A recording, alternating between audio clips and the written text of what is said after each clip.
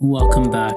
This is the podcast Truth and Illusion with your host, Christian Fanli and Katie Curiosa. Welcome everyone to the fourth episode of Truth and Illusion. Here with myself and Miss Katie Curiosa. Curiosa. It's an exotic last name. Yeah, so today, as we talked about, we're going to talk about art. We're also going to talk about music. We're going to talk about dancing with despair. So bear with us. So to start off, it's going to be a 10-minute meditation. And we'll be listening to music on the meditation, so it'll be slightly different. And then we'll go into the guts of it, and Katie will take over, and then we'll do possibly a Q&A. We'll see. That's right. I'm going to steer this ship right into the dance floor filled with despair, everybody. Yes. Taking the wheel and aiming for the dance floor. I will introduce this song, talking to Christian about some of his creative outlets, which, not to get ahead of ourselves, you will hear all about this in this episode, but he played or mentioned to me a song that he wrote called Nowhere Boy, and it reminded me of a Beatles song called Nowhere Man. So we're going to listen to Nowhere Man, and then at the end of this episode, if we're good, if we're really, really good, we will be able to hear a hodgepodge remix, multi-track sound collage of some of Christian's greatest hits. But for now, does the hodgepodge contain Nowhere Boy? Yeah, it does a little bit of it. Oh my gosh, I'm excited. Let's just skip to the end. No, I'm kidding. We're going to do the whole episode, don't worry. So just a little bit about this song. I think most artists sometimes write and they don't realize how autobiographical the content might be. They might assume they're writing from a character or a different perspective, and then years later they realize that their song is really about where they were in their life and they were just oblivious. So I think that applies to Nowhere Man. Similar to his song Help, John Lennon wrote these songs thinking they were just for albums and just another song he had to produce. And then years later said, my gosh, I was really crying out for help when I wrote Help. And Nowhere Man is a similar thing. When he tells a story of writing it, but he tried for 6 hours to write a new single, to write a new song for an album, and just was forcing it and could not, nothing would come, and it was very frustrating for him. So once he gave up and laid down on a couch and just thought, it's not going to happen today, this song came in its entirety to him. So, if you ever find yourself at a creative block, sometimes letting go and believing in the process and freeing yourself up from the pressures might just be the thing that gets things flowing. So I believe that might be a theme of our conversation. And during this song, it might not be the most contemplative sounding song to you. It might not seem very zen or spa-like. So just kind of go with the melody, go with the lyrics if they speak to you. Take a moment, focus on your breath, whatever it is that you like to do to get yourself at a centered place. And then we'll come back and start the Inquisition.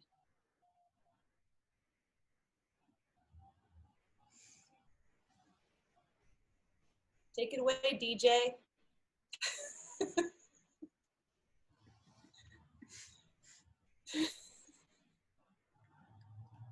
If you want to stop your camera, if you want to be on camera, whatever works for you.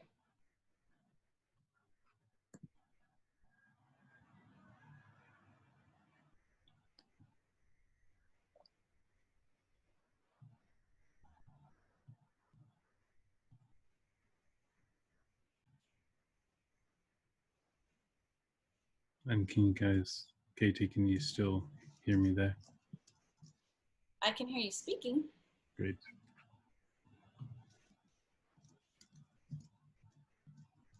Okay. So we can sit any posture that's comfortable.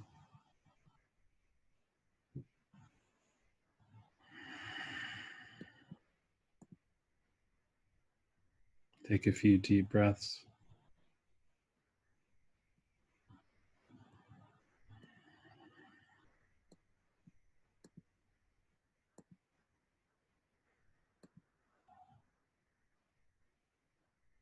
And if you can, I invite you to try to just empty yourself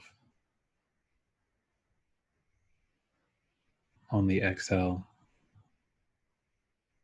making room for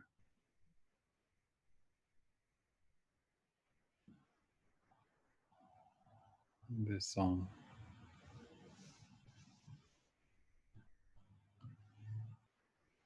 We can take a few more deep breaths.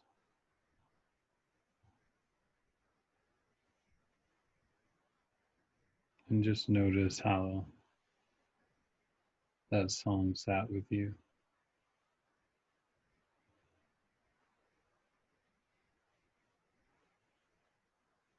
or didn't sit with you.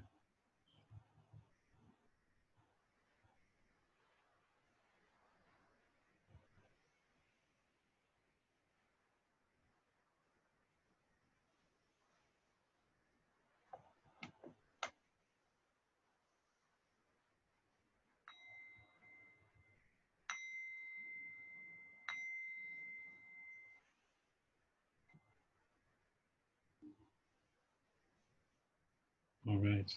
So welcome back. And I'll stop sharing and let Katie take it from here. Okay, Christian. So I feel like that song is appropriate for a lot of reasons. But you had a time where you wanted to be nowhere. And I'd like to hear about the low ebb of your whole life so far, I think, to date, which has had plenty of challenges. We aren't going to get into the specifics of how you got to your low point. We've talked a little bit about you having lived with a celebrity and seeing how hollow that life can be. But I'd like you to tell us about like what a day felt like living in this celebrity house when you were at your lowest ebb. Like what were the feelings, what were the smells and the tastes and the sensations, what was a day in Christian's life at that point like when you were a nowhere boy,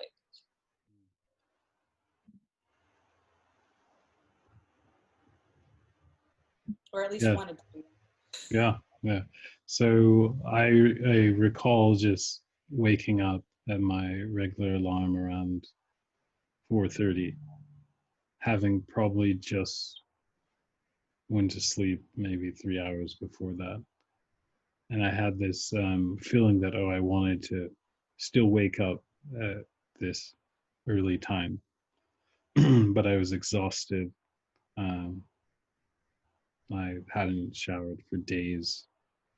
Um, so I turned off the alarm and had some feeling of, this is, at least I woke up on time today. And then subsequently, there was wrappers all around me of the kind of food that I had eaten in the bed. And yeah, I remember the light coming in from the window, and I was thinking that I should go and cover it up. And so, but I was just too exhausted to get up. And so I just laid there. Um, and I think I pulled out a book or something, or tried to pull out a book, and I tried to read it, but I couldn't concentrate. And I was feeling like, I was losing this order, this sense of progress. And so it's like I was almost faking as if I was reading a book. And then I can recall going back to sleep and then waking up again hours later, still exhausted, not wanting to get out of bed, needing to use the restroom. I had a bottle close by at the time for any restroom use, and I can recall after finally hearing some stuff going on outside of my room, which the celebrity and amongst other people were there, I could sense this sense of kind of resistance in me, just this kind of, I hope, I hope they don't come. I hope they don't knock on the door. I hope they don't invite me to anything. I hope I don't have to talk to them. And just really avoiding and having these kind of ruminating thoughts about if I can just stay in this room. And eventually I would give up. And I was hungry. Uh, I remember I probably did most of my regular stuff, go to the shower and stuff maybe. But what I do recall is, I would even stand by the door listening so I couldn't go out there when no one else was there. I didn't want to interact at all. And so I would literally just be waiting for silence and then to go out and get what I need and then go back in. So it was this, and then at least in the daytime, the house would usually be empty. And yeah, I would try to do what I used to do and try to get my life back on track. I'm trying to study and trying to do the things that I knew that would give me a kind of sense of progress. And yeah, I couldn't concentrate back then. I remember it so well because I would read a page and it would be like, I need to read this page like 10 times because I cannot grasp what it means or what it's saying. And so I was so frustrated. I was so, I felt like I had so much control over my life before this and so much willpower. Um, and it's like I had finally met my match. Um, so then nighttime would come and fear would well up in me because I just know it's going to be, the classic party and lots of invitations. And also, I know that my door is easily unlocked with a key, with one of those door keys. So I just knew that I was going to be asked to go out for a drink or something. And I knew that if I did drink, it would be a very interesting night of not remembering and likely blacking out. So it was a pretty, yeah, I think that was like, I felt like that was happening every day and the day was moving so slowly. Yeah. This was obviously a very dark period. I think most people can relate to parts of that. I can't relate to the urine bottle, but not being able to track with a book a few times, maybe. Everyone's got their version of the low moments. This was not to get into every detail of the celebrity, but this was out of a sense of rejection for the lifestyle you had that had somewhat seduced you for a while. Mm-hmm. So this is such a dark area. I don't know how you climbed back out because you were surrounded by this in this apartment. You said you were using a styrofoam sheet as a blind. Like it's Yes. kind of, it's this weird, you hear a celebrity's house and you don't picture like a bed full of food wrappers. There's this, you think close the blinds and really you are meaning like shove this big particle board thing against the window. Strange thing to picture. Yeah. And it's pretty amazing that you pulled yourself out of it considering it's where you lived. That was it for you. Did you have any outlets before you started discovering and playing around with some of the music equipment that happened to be there? Did you have any respite from this pain? Anyone you were talking to or any outlets of joy at this time? No, I had completely kind of, yeah, it was very hard to even contact anyone at that time, so I found it very difficult to find any respite, and I was pretty embarrassed at the time of where I was, having built up such an identity based on this. He's making his own world, and he's willpower willing it through. I kind of got into a situation where I felt I couldn't ask for help, that would be, the last straw of the last straw if I couldn't. So I really kept it to myself, and yeah, and so I think my only respite was, there were some days when I was um, um, sometimes just talking to a lot of the girls that would come over and would spend the night. Sometimes I would end up talking to them by themselves, one on one, and connecting with them in some strange way. I felt like some of them could see that we had something similar, something, a ground, a basis to talk about this life. Um, yeah, so I think I took some respite in that. I used to journal about a lot of the people that I met. So I think that was some respite. Do you still have the journals? I have the notes. I converted a lot of them to Evernote. Wow. Yeah. That has to be an interesting read. That's something, maybe posthumous publication that we can all look forward to in 80 years. I bet it's juicy. So would you say this is when you reached hopelessness? Did you have any tools at all, like any faith that you picked up? You've been in so many different homes over your Right. life. You're still quite young at this point.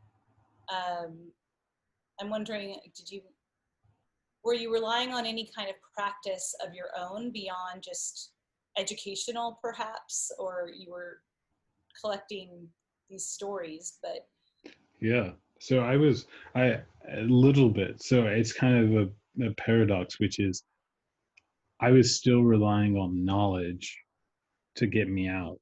I was still trying to play the game I'd been playing for the last 5 years or something. I was reading existential philosophy, lots of different Heidegger, Husserl, Merleau-Ponty. I read Kierkegaard, Nietzsche. I was getting lost in this philosophy, but I could just still feel it. It was just all around me. No matter how much I tried to escape through a book or escape, I could just feel that nothing, that I was, that things, that things were just unhinged. I couldn't get away from that pain. And I will say, I think it's the first time, or at least a big time in moment in my life where I have finally, something stopped me. At this point, I had felt completely unstoppable. The whole world was completely open to me. I thought I can do basically whatever I want. I don't have to do it the way other people do it. I can, and there's nothing that could get in my way of that. And there was just this moment of that direct, um, wow, I just really was stopped in my tracks. And I don't know what to do. I don't know. The way that I would usually try just was not working at all. I still had that. So I don't think, so funny, I was looking for respite in those books, but they could not deliver. They could not deliver. Yeah. would you say you were, I mean, obviously you were trying to resist the lifestyle that you Right. had tasted for a while and decided you had this identity that you were better than that. You had to Right. get back to something. Is that Right. right? So Yes. were you resisting the lifestyle or were you resisting life? Like, Right. I thought that it was the first. I thought I was resisting this lifestyle because I thought I had a clear picture of what good and bad was. I was like, this is obviously a filthy life. And I thought, okay, even though I was pulled in by it, I finally woke up. I thought, yes, I finally woke up. I need to get back to this place where I'm pure. And so the cutting off of the rest of the room, of the rest of the house, of not going out, being asked, okay, let's go on this. I'm going on a private jet here. I need you to go with me to go to this party, that party. It was just like, no, that's filthy. I'm not going to do it. And so I became averse to certain sounds, to the way that lifestyle showed up. But that was my whole entire life that I was rejecting, because there wasn't anything else at that point. And so I don't know what I was trying to get back to. I felt like I was sure about it then, but it's not clear. It's not clear now. Like, there is no, what, I forget. You can never go back home. You know? Yeah, you can never go home again. Yeah, you can never go home again. And I was looking for a place that no longer existed, that where I was unscathed, where I could be protected from this sort of, that the clear good and bad, that I would have people that would agree with me and say, this is bad, this is good, you're right, Christian, let's be the good ones. It, because I also saw that these girls were not what I thought they were. They kept contradicting my judgment, because I would write with them, write about them. And then eventually, again, going into the music, it would really push me out of that duality pretty hard. Let's talk a little bit about how you found the music. So I know, just so everyone understands, the celebrity was dabbling in recording and happened to buy a lot of equipment and had it around. It was kind of just collecting dust. And you didn't have a musical background at this point, did you? Did you play instruments? Had you made up songs? Were you in Uh, choirs? I mean, like, what was your background with? I You had always it love music. right when I was really young. I had piano lessons, but not for very long. In one of the families I live with, I really didn't listen to much music growing up. And when I did, it was largely instrumental music. And I kind of was against a lot of music. So the music I made, I was completely against this music. It's so funny. Um, I thought it was also filthy and kind of, not up to my own standards. So, um, yeah, to eventually have created this music is so funny. Yeah. Yeah, you were living in a house that you deemed decadent and pretty disgusting on a lot of levels, but you're living in the middle of it. Right. You're creating the music that you think is emblematic of Right. that kind of wine, women, and song Right. approach to life. Um, you're making music that sounds like that.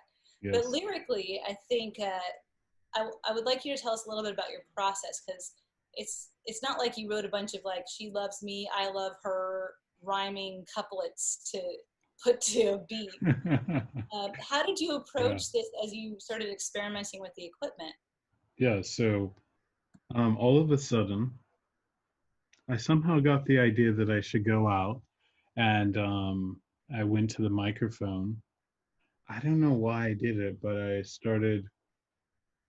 forget how it started, so I don't really have the recollection. But eventually, I was just, the only thing I could do in the day, other than lay down and roll from side to side, was go out and go into the recording studio and scream my heart out. And I would do that for hours. And then I'd leave and I'd be completely done, collapsed. And I'd just like sleep. And that was literally all I could do for like 3 months. Was this vocals only? Just you grabbing a mic and just going into the vocal booth and just Yeah. like, was it melodic or was just you just screaming and yelling and just... Some of it was just screaming and yelling. There's a song called Solo Solo, and part of the lyrics was like, I don't really know what to do. I lock myself deep inside my room. I leave myself with no... I forget the other part of the lyric, but it was just screaming it. Like if I screamed it in the temple, it would be problematic. Evicted from your current living situation. Yeah. So, but eventually, I started uh, playing more instrumentals and singing over instrumentals. But first, it was just like, I'm just gonna go and sing, and I would literally have the microphone, which is not a handheld microphone; it's a studio microphone, and I would just be completely engrossed in the microphone. And it was really some of my first like mystical experiences, I would say, of just like, I don't know what I'm saying. I'm not writing it down. I'm just saying exactly what I'm saying. And whatever comes out, perfect. Absolutely perfect. Yeah. Would you just put it all in one track, like go in there for hours one night and just record, like press record and just be like one instrument at a time? I didn't know how to do a lot of the things that I can do now. I just had like one track and just like... Would you listen back the next morning? Not for a while. So first it was just like go and do it, and then eventually I started doing the listening back. Was everyone else in the house oblivious to this? Were you waiting for the silence at your door and then sneaking out and doing this? And I imagine it was state of the art and soundproof, so nobody realized you were in there just going completely crazy. Right. So at first, in there, it's not going to wake up the whole house because at first. At first. Because there was, I wouldn't always know that there were girls around, so they might be sleeping while the celebrity is gone, and they sleep pretty soundly. And so then someone would come out of the room and I would see them because I can see, and it would just be like the strangest thing. It'd be like I just vomited whatever I vomited out, and this person, I felt completely exposed, but I got used to that. I somehow just stopped caring. So that was part of what changed as well. It was just like, I don't care. You got acclimated to it. You're just like, oh, someone's in here. There are 20 other people who've been in here. Can I ask about the girls? Were there any repeat customers here? Like, was there like, oh, there's Jill, or was this just like a completely like a shapeshifter, like a different person and on the same sofa every night? Like, oh, looks really similar to the last girl, but I think this one's different. Like, did you have a hard time knowing, like, did I just talk to you last night, or was that another girl who looked exactly like you? It just seems like such a strange thing, the parade through the house. Yeah. How did you ever keep track? Yeah, there was like probably 30-70, so 30% I would say are repeat customers. Yeah, because I was friends with some of them, and yeah, but a lot of them were just like, yeah, I think part of it was the variety was important. Right. And velocity. Quantity over quality is what you're saying? Maybe. I don't know. Who knows? I won't say. We won't go into that. Okay, it's so interesting. So as you're doing this, so it's completely formless. You're going in there and it's stream of consciousness, and if you scream, you scream. If you don't scream, you don't scream. Like, you're just letting loose. Were you you said there were mystical experiences. Like, were you somewhat elated afterwards? Like, was it such a relief? Was it almost like scream therapy kind of thing? Or were you blown away by like afterward hearing things back eventually, like, oh, this is actually starting to sound like something? Or like, how did all that resonate with you after you would do it? I think my initial experience was, what the hell am I talking about? What the hell is this person talking about? Because I couldn't recognize it as myself. I would never say these things. And so I'm just like, I'm just as much an audience member as I'm singing and listening to it as anyone else is. And so then I just start thinking about, why is this coming out? What is the content? And also, it's almost like a trigger. It's like you're making your own trigger. So when I listen to it again, I'd be like, I can feel the sadness. I can feel the emptiness. I can feel that, that, like one of the songs starts with like, fill your cup now, your dreams are falling down. Fill your cup now, your dreams are falling down, or something. I could just feel my dreams are falling down. Wow, this person knows.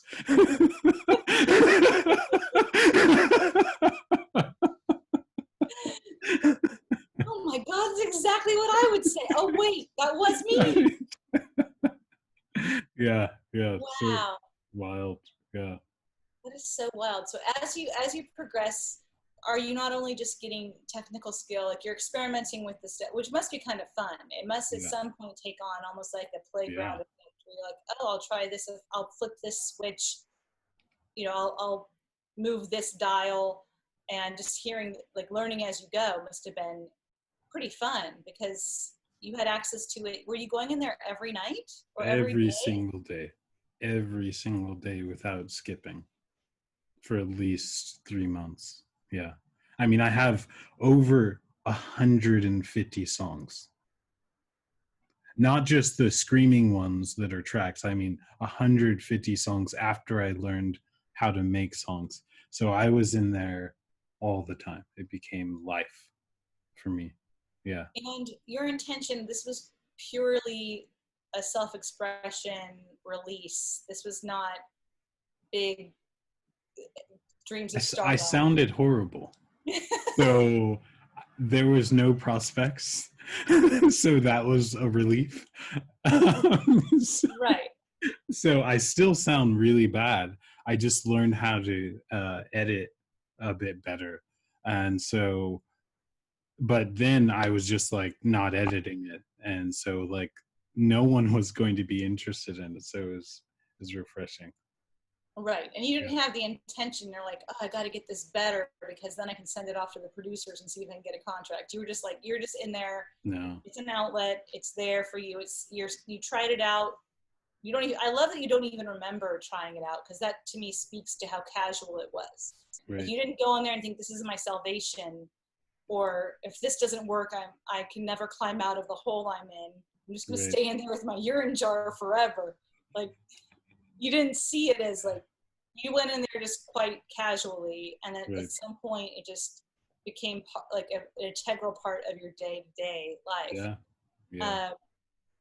So you mentioned that you would write about some of these characters that you would meet along the way, Right. and that came into play with your lyrical content. Can you tell us a little bit about that? Yeah. So days I would go in there and I would start to like, I would hear, once I started using the instruments, it became much more about, who does this sound like? And then it would sound like someone that I either was involved with in this life, or I knew about, or the celebrity, and I would say, oh, that sounds exactly like her. And then I would just become her, and I feel so mystical. I'm just singing as her, and I can just hear her. I can hear her heart, and I'm just saying what I think she would be saying. Obviously, my projection of her, to be fair, but at least for that time, it felt like there was no difference between myself and her, and the song was completely for her, not for her, but it was her. Um, and then I had songs for the celebrity that I thought was like, and all of a sudden I was just experiencing these intense amount of emotions of what I thought these people must be feeling, what I must be feeling, and sitting with it, because then I started listening a lot. So I would just play the track maybe 30 times afterwards and just sitting on repeat listening. and I'd just be sitting there.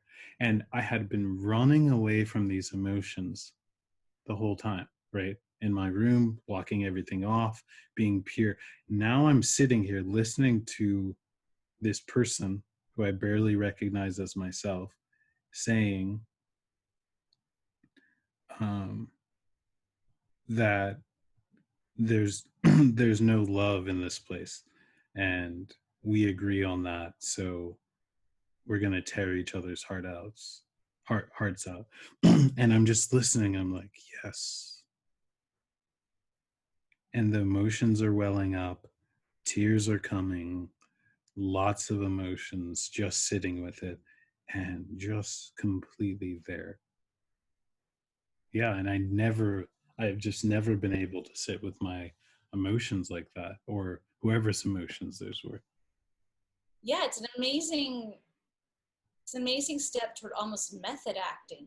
Like you were trying on these characters in such a thorough way, like you were in their skin.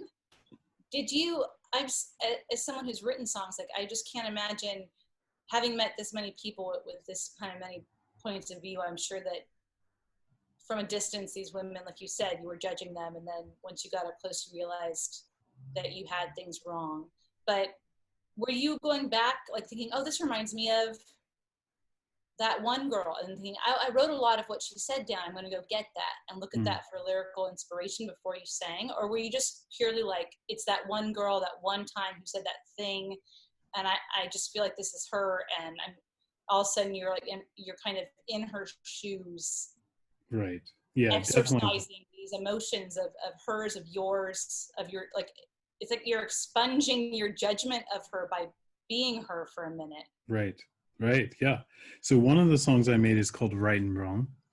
And the song goes, it's kind of slightly vulgar. It's, you should get yourself dressed.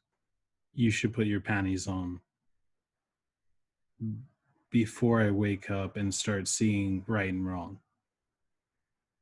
You should get yourself dressed. You don't have to lay here like we've seen each other before. You should leave before I start seeing right and wrong. And it was like this element of seeing that that there's a moment where you just experience things as it is. And then eventually mind comes in and decides this is right, this is wrong. So this song was about this gap that I was starting to notice by channeling this. Oh, here comes that mind. Because I think the songs were allowing me to step back. I was no longer the victim in the room, really in despair. I was singing about this guy named Christian who was in despair, right? And it became this moment of I had a gap between me, the victim, and the kind of observer, right? And I had some space in between to see that, oh, a lot of this is coming from Christian's mind. He made this version of right and wrong to where he's suffering so much. And not just that this world is filthy, like absolutely filthy. It's that he came up with whoever conditioned all these different conditions that came into being for him to see, oh, this is right and this is wrong. And like you said, also the songs about the girls, about the guys, were a moment of deeper understanding, right? Because I would always try to make the songs kind of wicked, like not easy to go into right and wrong about. Like, you, yeah. So you would actually transcend your ego in a way by shifting into this kind of narrator almost. You would shift out of your own thoughts like you would shift into other people's thoughts, and you're kind of channeling them as much as you were channeling yourself at times. It just is this really interesting exercise, because I feel like so many songwriters are trying to get across their point of view, and it is very ego. They want to, if they're wordy, they want to sound erudite, and if they're funky, Right. they want to get raunchy or whatever. They relate to their words so much, but you actually Right. were using lyrics as a way of experiencing all emotions and your own. Right.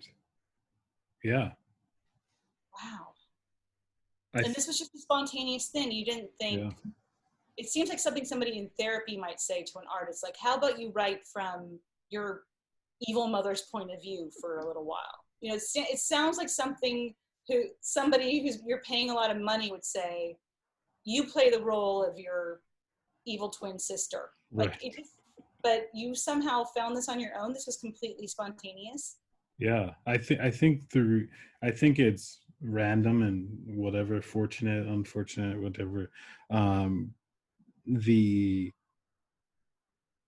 part of it is, remember that I am totally unmotivated to do things formally at this point. So writing something down structurally, do you know how painful that would have been then? I couldn't write anything. Remember, I was also supposed to be finishing a 3-year paper on this life. I couldn't write that paper. I definitely wasn't going to be able to write some structured lyrics. It was literally just, most of the songs that I've created have very little writing. I just say stuff over and over a clip until I find something I like. And then after that, I move to the next part of the song and keep saying stuff until I feel like, oh yeah, that's right. And it's literally this iterative process. Sometimes I'd be able to go through the whole song. So some of my songs don't have choruses because I did something like that, right? Yeah, I don't even know how you bring song structure into it if you're just freewheeling and just any words that you want to say just come out. I think that would definitely have an effect on the verse, chorus, verse, bridge structure. Yeah, just Something tells building me. the bridge. Yeah, kind of like that, building the bridge as you go, one piece of the bridge out in front of you as you're walking forward. Yeah. I would learn as I went to be better at structuring the music. Um, but yeah, I really learned on, I think just on my own, how to make it sound to me like what I think is a good expression, or I don't know how to put it. I just found it's a creative process, right? Like it just was for that time and those conditions. Right. And the ultimate point of all this was really not the output as much as it was Right. the outlet, right? Like it was more about the creating and the amount of compassion you got trying on these Yes. characters. Yeah, I I can think. imagine sitting with all those emotions. So Yeah, I think when eventually I would start to become very attractive to other people in that life, um, who at this point, my relationship just totally changed with the celebrity, with all of the girls.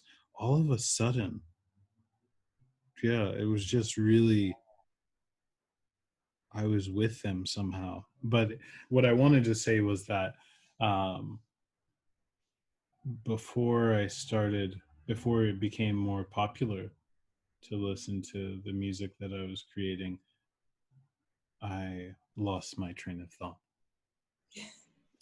well, yeah, but the unexpected result was that people Oh started yes, yeah, no, liking it, well, which wasn't the point of it right. for you. So going back to this point, when I look back on it, the songs don't matter so much. They're great as like a kind of souvenir, and I think we can get caught up in thinking that those songs represent the ultimate truth, rather than the process itself, the creative process, the confronting all of the things that I was so averse to, and making something pleasant out of them. Something not just pleasant as in like a good meal, not even a meal I wanted, just a wonderful creation. I don't know what this is. you know, it's what it is. I can hear the grotesqueness, I can hear, but it's not pushing me away. I'm right there. I can be right there with this. So it just really turned my whole, I don't know, my whole orientation towards those people in that world, and how I saw them and how I saw myself in it. And yeah, yeah. Yeah, because the way you were rejecting was actually you clinging to your sense of right and wrong, and Mm-hmm. it was moralistic and it was egoistic. I'm better than this. Right, right, right. Somehow through this tool, you miraculously eventually stumbled onto, like, not just accepting the people, but you were playing them. You were able to have enough compassion to sit as them for a moment. So it helped you probably lose that rejection impulse that was actually keeping you imprisoned in that house, Mm-hmm. right? Mm-hmm. So Right. that mellowed. And as you came to accept things more, how did it lyrically change? What direction did your songs take at that point? Did you Hmm. evolve from? Oh yeah. So there's this element of, now all of a sudden I feel like I was much more loose. I felt like 5,000 years of baggage was lifted. I feel like I can dance with the devil in this strange way without losing whatever I thought I was losing. I was like, and I think it's interesting because if you looked at my process, and I still have these tendencies, the process was so unstructured. And I would say that if I had any identity, it would be that I am a structured person, or I am very structured. I do things by, the book and the instructions, and this burst into my life as the most unordered thing, but it became the most, I think, the most beautiful thing that my life has ever been able to touch into the indescribable, the beauty of what is. And no amount of knowledge about psychology, neuroscience, there is nothing that can touch this intimate contact you can make as an artist. And I mean all of us as artists, coming into contact with reality and playing with it and feeling it and being there with it. There's no there's there's nothing that's going to get you out of it other than being completely with it. Right. And I love the stream of consciousness factor too, the freedom that you allowed yourself. I think a lot of people approach artistic pursuits with a certain idea of what they're going for, and a certain amount of, okay, I've learned how to use these paints, or I've learned how to play this instrument, and they, instead of approaching it with just that wide open Mm. stream of consciousness kind of freedom that you had. Mm. So and that Yeah. state of flow as well. I mean, it sounds like you would really tap into it. Just hours would pass in there. Is that Mm-hmm. right? Like, Yeah, I'd be sweaty. I'd be drenched. I would literally get so smelly on, and I wouldn't care either. I don't know why, but when I make music, I sweat a lot. It could be in a really cool room. So it's a very intense experience for me, and which is why I usually do it alone. you're an aerobic musician. You Right. you burn calories while you're Yeah, composing. yeah, but also the when I think there's a balance though. I really like when Bruce Lee says the thing is not to be we want to be natural, but actually what we should be going for is unnatural natural, or natural unnatural. And I was like, what is that? And it's that as I became skillful, right, I have all the templates and order, I become more structured. I could express myself. I don't know if I would call it better, but in an interesting way. So I do think it is this balance between chaos and control. I think if you're chaotic, just chaos is great. But I think if you want to follow God in a way, like this thing that's telling you to do this music, you're trying to go after it, right? Like you're trying to align yourself with that's it. That's it. I feel it. I'm right there in the center of it. So I think it does require some control, some structure. And but if you're too much on the structure, you're making mechanical pop songs that can easily, yeah, or you're too much on the chaos. I think you can't align with God. I don't know. That's how I feel about it. You came to mastery in such an organic way, though. You know, you did it through experimentation and through adventure and through trial and error and through permission to just play, which is insane considering how you weren't giving yourself permission to even use the toilet. Right, right. At the beginning of this conversation, I'm like, tell me about your darkest day. What did that smell like? And I'm like, I think we all know how that. You are a smelly SOB in my celebrity mansion. My goodness. Here I thought music solved you, and you're like, I was sweating. I'm like, oh, God. The guys didn't bathe for a week? Dear God. Yeah. Well, we're glad you made it through that period. I also just wanted to say, like, a lot of what you talked about reminded me a lot of Julia Cameron's Artist's Way, which is done through words, but she has a lot of ways of just listing or stream of consciousness morning pages. Like, she has this way of just saying, get it all out on the page, and you'll be surprised what you find. And at first it will seem awkward, but if you just you make it a practice, I think you made that musical exploration of yours a practice with no end goal. You weren't trying to become the next pop star at the time. You were just chipping away at something that was an adventure for yourself in a way. So just letting things flow is, I think everyone could benefit from that right now. Just listing out anxieties, finding a channel to get things out that don't have to be perfect and don't have to be pretty or ever revisited. There's something so freeing about that. It can let us do other things well, live our lives better. Well, we're almost an hour into this, not quite, and I'm wondering if you have any things that you'd like to pop into the chat. We probably have another 10, 15 minutes together. So if anything's coming to mind, please don't be shy and jump in there. I will read your questions to Christian. It just seems to be the easiest way to go about these things.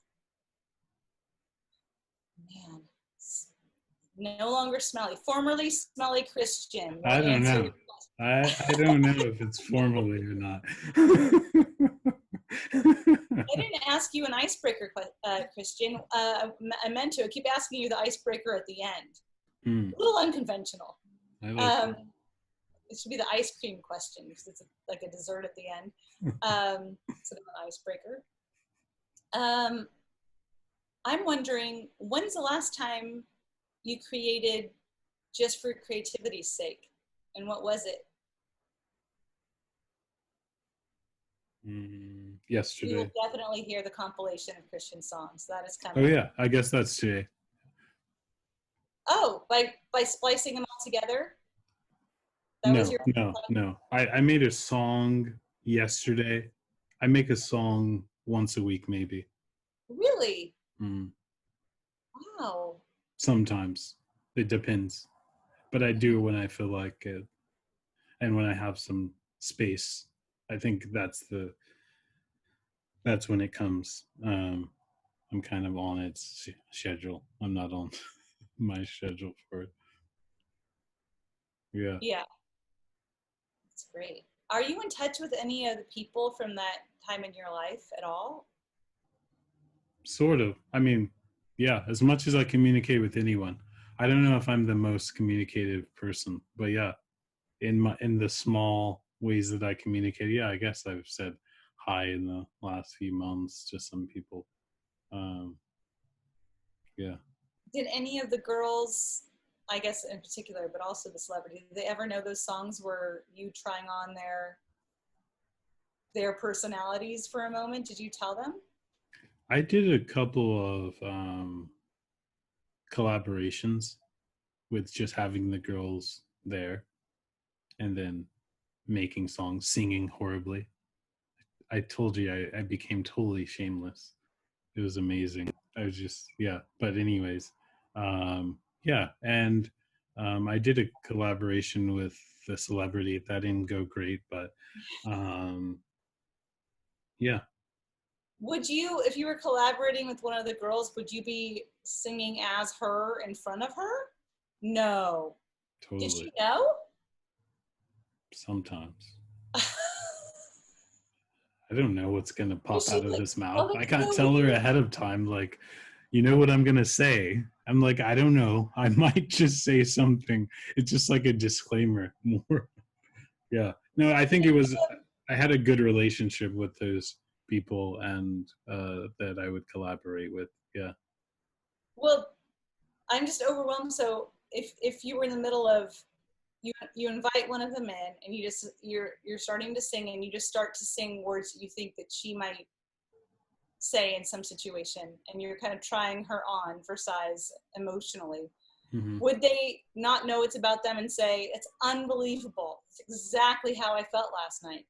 Like did you ever have that happen? In not in those words exactly, but I think it I think I've had both and the opposite. So Oh, um I think I think also music shows its subjectivity of like sometimes I send songs to close friends and yeah, I've like triggered multiple people and I don't know what triggered them. And they sometimes think it's I'm saying something about them, but yeah, I think it's hard for them to understand that I don't know exactly what I mean by this.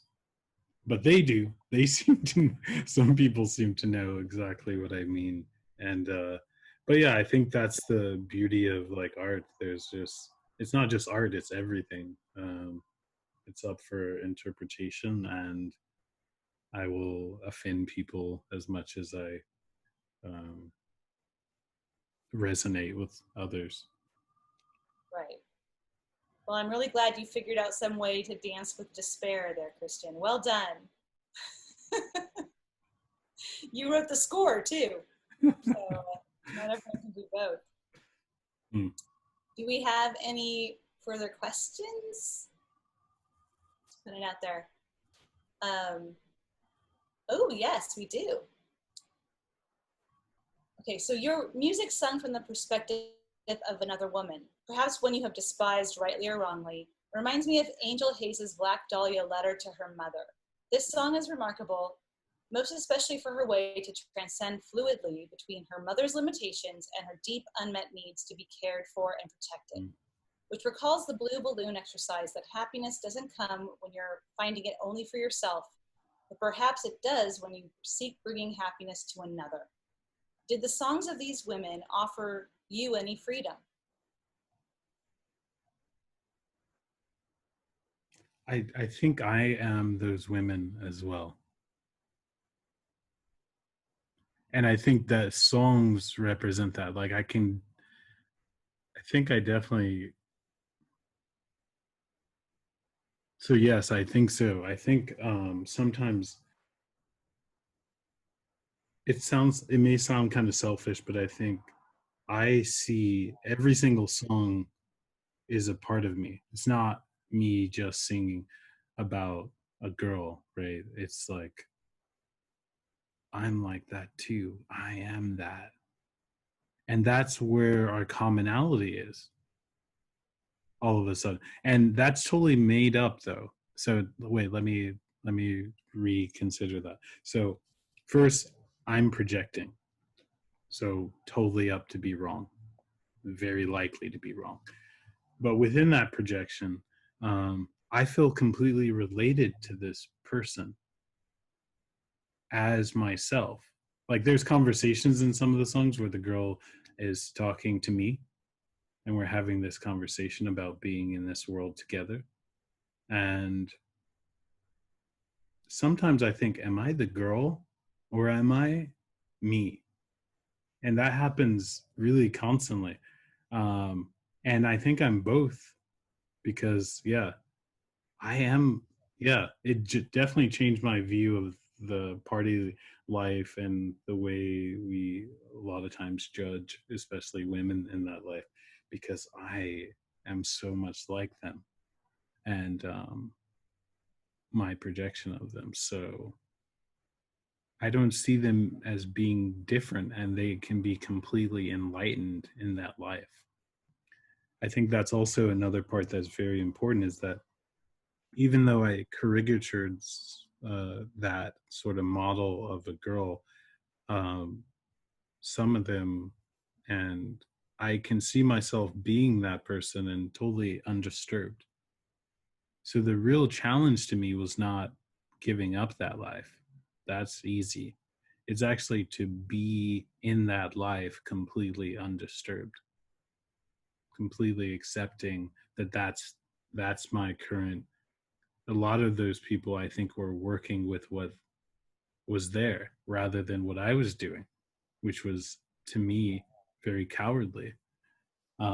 They were sitting with those emotions. They were listening to the songs that were similar to maybe the songs I was making and resonating already. I wouldn't even listen to those songs. So, yes, I definitely feel like it gave me freedom to stop looking at the surface, to think that there's something that I don't know. And the songs aren't really like very direct. They're very much like, I don't know what's going on with this person. What if it's like this? What if it's like that? There's a lot of what if kind of, yeah. So, anyways, Yeah, it just blows me away that you went from that rejection of I'm too good, I have to be better, and they're bad to yeah, that conclusion. It's that you are them. It's quite a journey you went on in that music studio. Um, Another follow-up question to that is so what you said about the women is that why you've suggested that your gender is not necessarily only male? nice. Caught me. Yeah, I was going to say it. I was going to say that I felt like this will sound very silly. I felt most female when I was, or feminine, however you want to put it. I don't know how to put the definition into a box, but yeah, I felt like, I mean, I'll be honest, I would be cross-dressing and making music. I'd be in a dress making music. So in a lot of ways I started to really resonate with, it's my favorite thing to sing about, I think. Yeah, so it gets Where did you get the stranger. dress? Where did you get the dress? Well, the red dress, I had this red fluffy dress. Was like a girl that went to Drexel, and it was a terrible dress, but it was very fuzzy. Um, I still have it in a box in Palo Alto. Um, Yes, so I I went to can see this take a picture of atrocity. it. Yeah. No woman ever says, I got the best new dress. It is so fluffy. It is so fuzzy. I've never once heard anyone in my entire life, even fictional characters, ever say it is the fluffiest, fuzziest thing and be like happy about it. So I think you stumble onto a monstrosity there, but I'm glad I helped you channel. You know, I just have to bring up Prince here because Prince would write as Camille.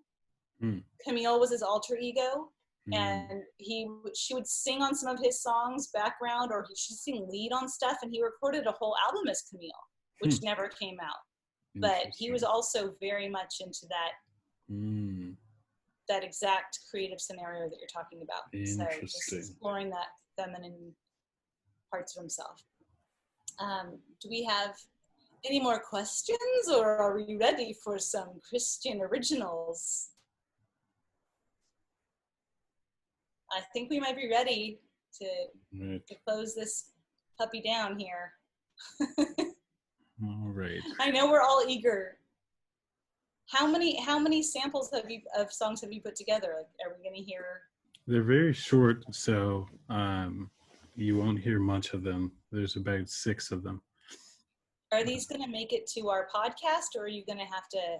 No, they will. They can make it to the podcast if we want.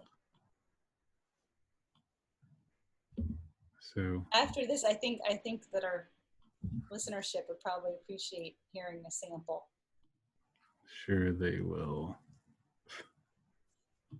Well, while Christian gets that ready, I've got to get in my tagline because it's my sign off. So thanks everybody for coming today, and I hope you enjoyed the conversation. It was great to have you along for the journey, and we'll see you hopefully next time. And until then, more truth, less illusion.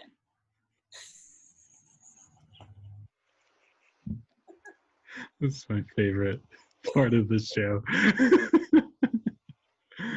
All right. Share screen. Music. Okay. You might have to turn up your volume because I didn't mix it very well. Katie knows this. I keep myself on the run, telling myself to run, 'cause there's nothing left here. Oh, there's nothing left here. It's not without love, it's not without pain, it's not without love. And the water got me feeling mighty well. Keep swimming, keep swimming, keep swimming. Girl, you're doing so well, so well. Keep swimming, keep swimming, keep swimming. You are doing so well, so well. Keep swimming, keep swimming, keep swimming. Get your ass this way, girl. Keep swimming, keep swimming, keep swimming. You can catch this wave. Nowhere, boy, I'm from nowhere. Where we going? I said nowhere. Oh, where are you headed? Nowhere.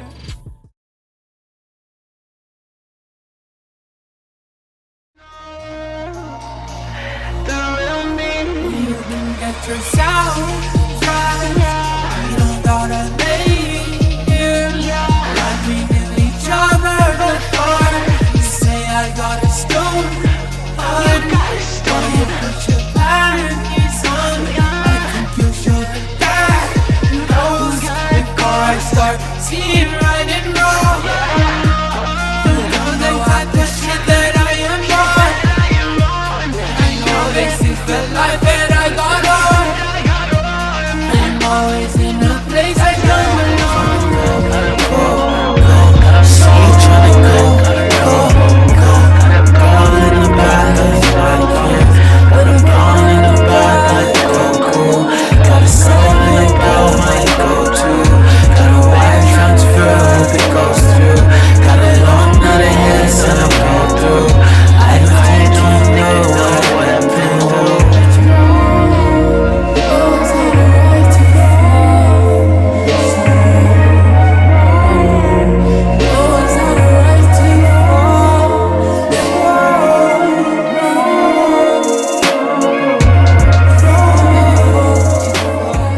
I think I just flew in from nowhere. Said she doesn't know anyone there, but she loves to go there. Do you really wanna go there? And let's get back to basics. Take this test and ace it. Oh, wake up, you're tasteless. You can't really fake this. You can find me in that place where you cannot hit the brakes. Oh, I swear it takes everything you have. Your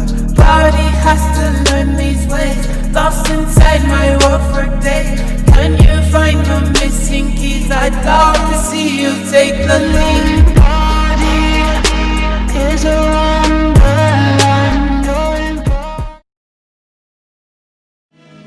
You're waking on magic in a world so tragic.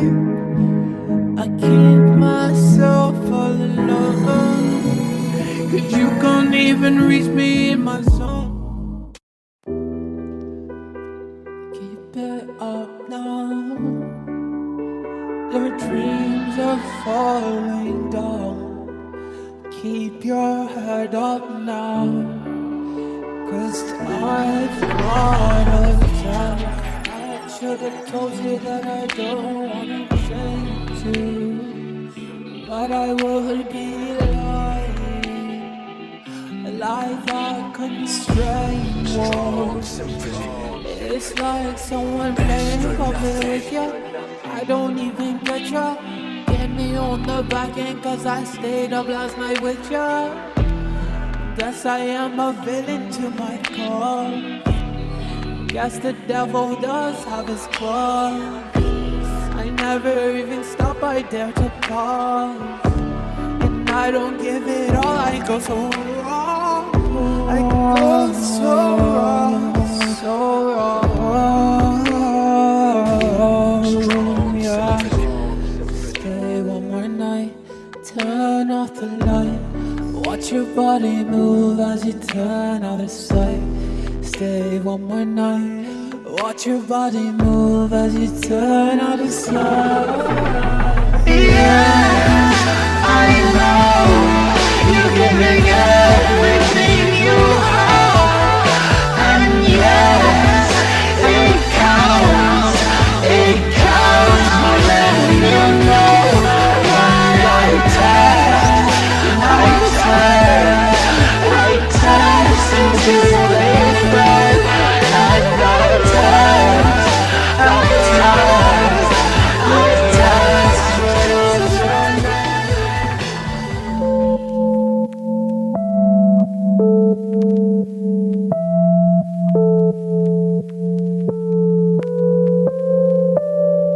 It's so illusory, all the things that I see. I look inside your eyes, you're like a projection screen. I know you can't let go, you see me like an echo. I wonder if you know that there is nothing here. When I see tears in your eyes, I wonder if you know they're from your mind. They're from your mind. Beneath cosmetics, there's something you forgot. Craving anesthetics, 'cause you love to numb yourself out. Beneath cosmetics, there's something you forgot. Craving anesthetics, 'cause you love to numb yourself out. To numb yourself out.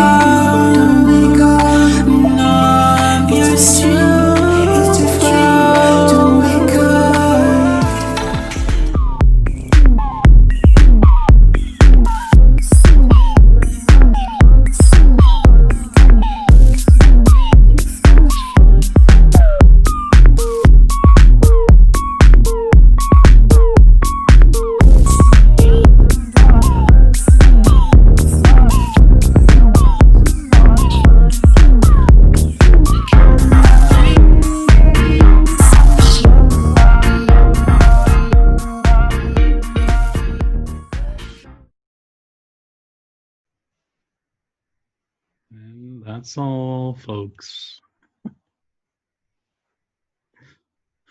Thanks, everybody. Thanks, Christian. Thank you. Wow. I'm amazed. Thank you for sharing. Thanks, Phelan. Thank you. Have a good night, everyone. Good night. Nice. Thanks.